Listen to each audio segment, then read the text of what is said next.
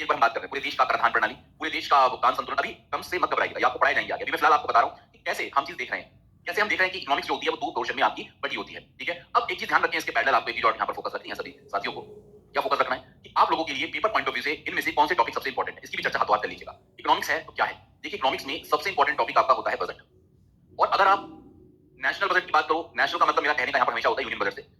केंद्रीय बजट आपके लिए इंपॉर्टेंट है, और आपका स्टेट स्पेसिफिक बजट, राज्य विशेष बजट जो आपके आते हैं, ये दोनों ही आप लोगों के लिए इंपॉर्टेंट है, राष्ट्रीय स्तर का बजट और स्टेट स्पेसिफिक बजट। इसी तरीके से इकोनॉमिक सर्वे इसको बोलते हैं आर्थिक सर्वेक्षण, ये भी हमारे केंद्र का आपको पढ़ना है और आपको आपके राज्य विशेष का पढ़ना है। बोलो बात समझ में आ रही है? समझ में आ रही है? तीसरा इंपॉर्टेंट टॉपिक आपके इकोनॉमिक्स में जहां से क्वेश्चन लगाए होते हैं वो होता है सेंसस। सेंसस आपको आपके स्टेट स्पेसिफिक कंटेंट को पढ़ना है और अगेन आपको नेशनल लेवल पर पढ़ना है।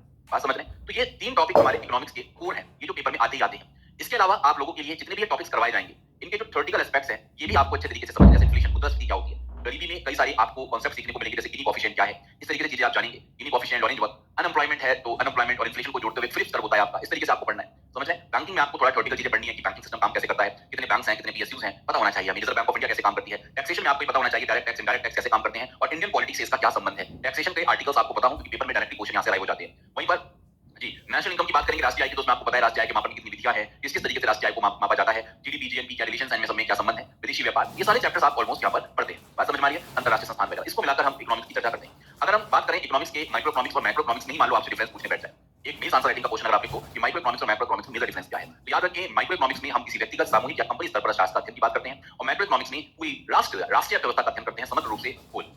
इसके अलावा यहाँ पर अगर हम माइक्रो इकोनॉमिक्स की बात करेंगे तो यह इंडिविजुअल्स यानी कि व्यक्तियों और कंपनियों को प्रभावित करने वाले मुद्दों पर बल देता है। अर्थात अगर हम बात करें किसी विशिष्ट उत्पाद की आपूर्ति और मांग का अध्ययन करना, किसी विशिष्ट उत्पाद की आपूर्ति और मांग का अध्ययन करना, किसी व्यक्ति या व्यवसाय के लिए सक्षम उत्पादन या व्यापार पर विनियमों के प्रभाव का अध्ययन करना, यानी कि अगर मैं किसी इंडिविजुअल के, कोई व्यक्तिगत व्यक्ति है, वो कितनी डिमांड कर रहा है, प्रोड्यूसर कितनी सप्लाई कर रहा है, किसी स्पेसिफिक प्रोडक्ट के बारे में बात करूं तो माइक्रो अप्रोच है। वहीं पर अगर माइक्रो इकोनॉमिक्स की बात करेंगे तो अनएम्प्लॉयमेंट, जीडीपी की बात करेगा, एक्सपोर्ट इंपोर्ट की बात करेगा, यानी कि एक होलिस्टिक अप्रोच की बात यहाँ पर करने की बात करता है। अगली इंपॉर्टेंट चीज है सबसे पहले जो आपको जाननी है, आपसे पूछा जाता है कि टाइप्स ऑफ इकोनॉमिक सिस्टम, हमारे भारत में कितने तरीके की या पूरे विश्व भर में कितनी तरीके की आर्थिक प्रणाली काम करती है। और उसी के साथ साथ आपको एक और चीज पता होनी चाहिए कि अर्थव्यवस्था के कितने क्षेत्र हैं, और ये अर्थव्यवस्था के क्षेत्रों को हमने तीन जगह डिवाइड किया है। एक उत्पादन के आधार पर है, एक स्वामित्व या संगठन के आधार पर है, और कुछ आपके हैबिटेशन के आधार पर आपको देखने को मिलेंगे। तो सबसे पहले अगर हम दुनिया भर की अर्थव्यवस्थाओं की बात करें तो आप सबको पता होगा सबसे मेजर जो अर्थव्यवस्थाएं आपको पूरे विश्व भर में देखने को मिलती हैं, उसमें सबसे इंपॉर्टेंट जो अर्थव्यवस्था है वो कौन सी है, याद रखिएगा कैपिटलिस्ट इकोनॉमी आपको देखने को मिलेगी।